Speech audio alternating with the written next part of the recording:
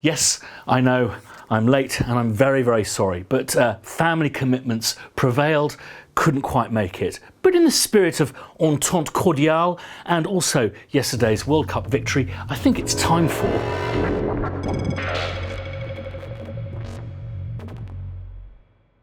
So if I look like a stale old cake, that is because I feel like one. This week has been absolutely mental, mainly because of that artificial intelligence film that I did earlier last week, linked above and below. It motivated me to being a little bit naughty, like a boy unwrapping his presents before Christmas.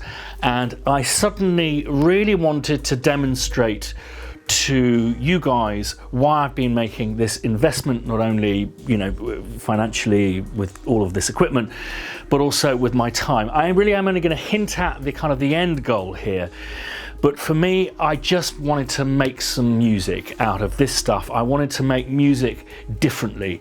And it kind of all stems around to doing, you know, really getting my head around this modular stuff week by week, but also really my desire to try and break my own mold of how I make music. So you're going to laugh at me. I've got something set up. I'm going to do my first little modular piece that I've made, and I'll just quickly take you through what I've done. So basically I bought one of these Expert Sleepers disting, and it's a Mark IV, and I'm using it today as a MIDI file playback thingy. But basically what I've done is I've used my computer to create a MIDI file, just like I would do create some sheet music, but instead of an orchestra playing it, it's going to be this little chappy. Save it onto an SD card, which I inserted into that back of my iMac, and that goes just here, there. So what we've got is click coming out of here into this new thing, which is amazing. I love the simplicity of it. It's a clock divider. So if it's getting that, that'll be, and that'll be, and then further down here, we've got an even slower division. But basically, so we've got click going into our clock divider, and then down and back into the disting there, so it kind of locks at the tempo that I want it to. So that's me selecting the MIDI file there. So we've got our pitch information going into our make noise oscillator, and then we've got our gate information going into our maths, which is then creating a nice cheeky little AR for our VCA here, and then that goes out. That's actually going into here, but that's not actually doing anything. I ran out of leads, so I'm not going to use this multi-band resonator today, even though it is very pretty. That's going into the Echophon, which has got some feedback going in, and we've also got another divided tempo there from the clock divider. Then we're going out of that into the herb verb, and then stereo with these stackable patch cables into here. Then we've got our gate and pitch going into the Atlantis, and it's interesting because basically what I've got is 2 quaver beats, and then 6 beats, and then another 2 quaver beats, and then 6 beats, then 8 beats, and then 7 beats. So that is really one square sequence, if you'll allow me to quote Dave Brubeck.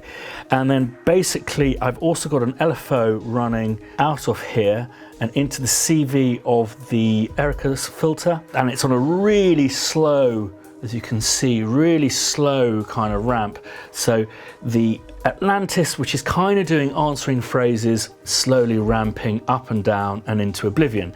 Then it's going into my all new Magneto, which is absolutely stunning, and it's got a really good manual as well, so you can actually understand what it's doing. This is in turn also synchronizing to a massively divided clock here. So we have our 4 delays and various different amounts of repeats and stuff. It doesn't end there. I've also got a Fender P bass, which stands for piano bass, not precision. That's running into an Ed Sheeran RC30 loop station. And then I've got the Jupiter 4, which is my favorite analog synth, and that's running into a Strymon Timeline, and then in turn into a Big Sky to give it a big kind of modern washy sound. So basically the whole thing starts with a little thing that I made on my iMac, but that's where it ends. It's almost like printing out a bit of sheet music. I let this bad boy be the kind of Frankensynth with 2 heartbeats running kind of in sync, to which I'm then going to try and play my stuff. Okay, So I guess we should start.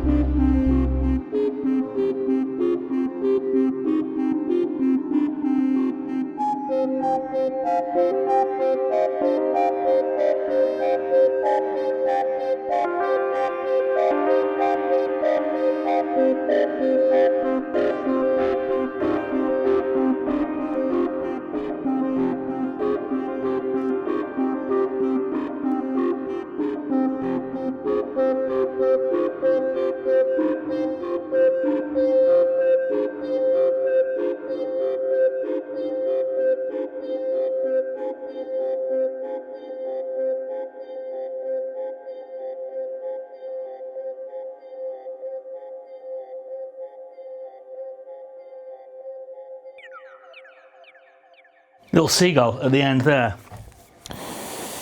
That was stressful. Okay, so don't take the piss out of me. That's the first time I've ever done anything like that, and this is me on record, my first attempt at doing something totally out of the box, totally solo, that isn't just playing the piano using my modular system.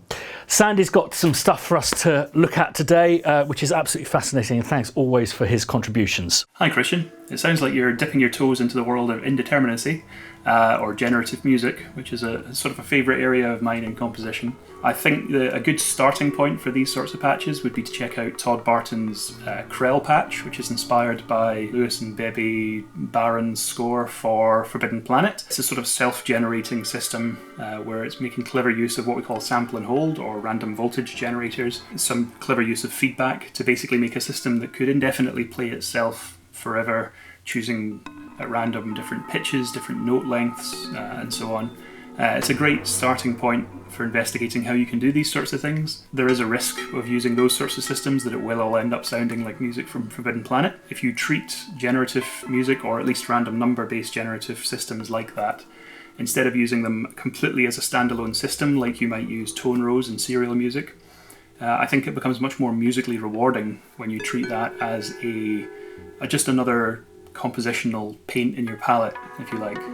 So using those generative systems or those random number-based indeterminate systems, as well as having a human input element, and where you're reacting to the feedback that you're getting from those randomized systems. Some people who are doing very interesting stuff with this that I recommend you check out would be R. Benny, Anne Annie, and Lightbath are all, I think it's Lightbath or Lightbaths. Very interesting musicians, composers, doing some stuff on YouTube, and there's that system that they're playing into and responding to that feedback and listening to what they're doing. Just like any sort of improvised composition, the more time you spend listening, the more interesting your playing is. Definitely check out Todd Barton's Krell patch if you haven't already. I think Make Noise actually have a couple of different videos showing you how you can do those sorts of patches with their modules. I'm sure maths is going to be useful in that sense. And any other questions, don't hesitate to shout. I could have gone a bit further on this patch, but I kind of ran out of these cables, so I'll be getting a few more of those for next time. Thanks as always for watching. If you like what I do, hit like. If you haven't subscribed, loads more modules yet to go in, so worth subscribing. If you want to be notified, hit that bell. See you next week.